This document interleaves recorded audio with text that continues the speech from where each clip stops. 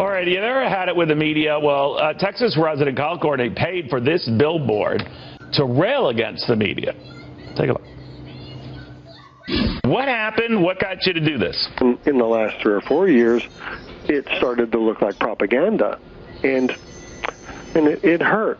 Those people were part of my family, and I don't have somewhere to go to news anymore, so we're through. All right, not everyone can put up a billboard like that to air their displeasure, but a lot of people feel like doing it. Accuracy of the Media editor Roger Arnoff on why some say journalism, or at least anything approaching fair journalism, is dying. Very good to have you, Roger. I mean, this guy went the extra mile to put up a billboard, but here was a regular veteran and a watcher growing up of ABC News, I assume back in the days of Frank Reynolds and later on Peter Jennings and through different incarnations, where he felt that he could trust the delivery and trust the deliverer. No more. And this is happening across a lot of different media that doesn't even dare to question some of the sometimes outlandish stuff being said. What do you make of this? Yes, absolutely, Neil. Kyle Courtney is speaking for a lot of people.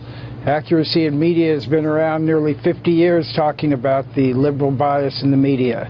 So we're very familiar with it. And when you look at, for instance, what we call the incest between the Democrat Party and the major networks. For instance, ABC, Ben Sherwood, his sister was on Obama's National Security Council, as was David Rhodes, the president of CBS News. His brother, Ben Rhodes, was the Deputy National Security Advisor for Obama. So you have this across the board, and recently this Harvard Shorenstein study that shows the first 100 days or so of the Trump administration, how the coverage has been, even particularly CNN and NBC, 93% negative.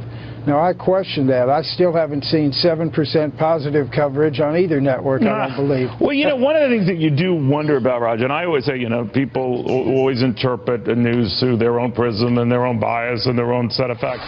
What I always like to argue with people, regardless of your political viewpoint, is, in my case, I have 3 hours of programming I do a day here. 2 hours on this fine channel, an hour on Fox News.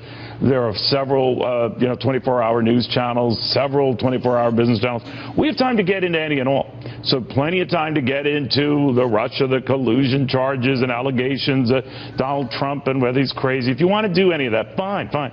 You also have time to step back and go into some of the other issues that are out there, like the president meeting with CEOs, like the president improving market economy.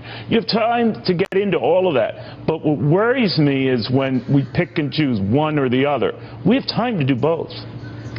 We have time to do both, and I'll tell you what they really should be investigating. There should be a special counsel looking into Hillary's collusion with the Russians. We have Skolkovo, Uranium One, Podesta's ties.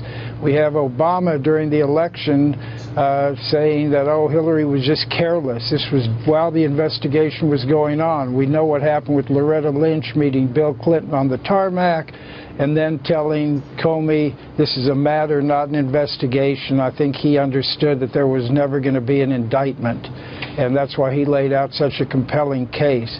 And here with Trump, you have this situation where, hey, he was told by Comey 3 times, you're not under investigation. CNN and ABC both reported 2 days before Comey's testimony earlier this month that he was going to be saying, no, I did not tell him that. But then 2 days later, he released that he had said that, which put to shame their anonymous sources and brings into question so many other anonymous sources. Yeah, you do have to wonder about this. And believe me, this is the president of the media, of course, has really never been a great fan of, and then, of course, nor he of theirs. But I do wonder when I hear outrageous comments, for example, on the left, with Nancy Pelosi just this morning on CBS News saying hundreds of thousands of people will die if this Senate health bill passes. And I'm wondering where the challenge is to something like that. Where do you come up with a number like that? And yet, if a Republican had said it, I mean, it would certainly be pounced on, as it should, just to follow up on it. None of that. And that's what worries me. Right.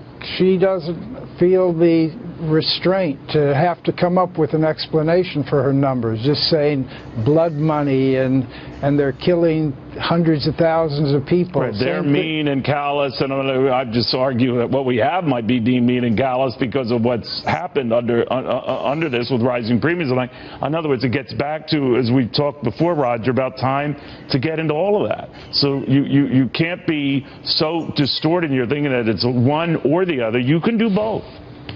Yes, absolutely. And then Bernie Sanders yesterday on Meet the Press, Chuck Todd, whose wife has helped him tremendously through her marketing firm, and he never mentions that, and he never asks him the tough questions about the people who are out killing and shooting in his name, about where he comes up with these figures, and about he and his wife being under investigation for what happened with the college up in Vermont. Yeah, there's plenty of time to get into this stuff, and we're not doing it. We're not doing it.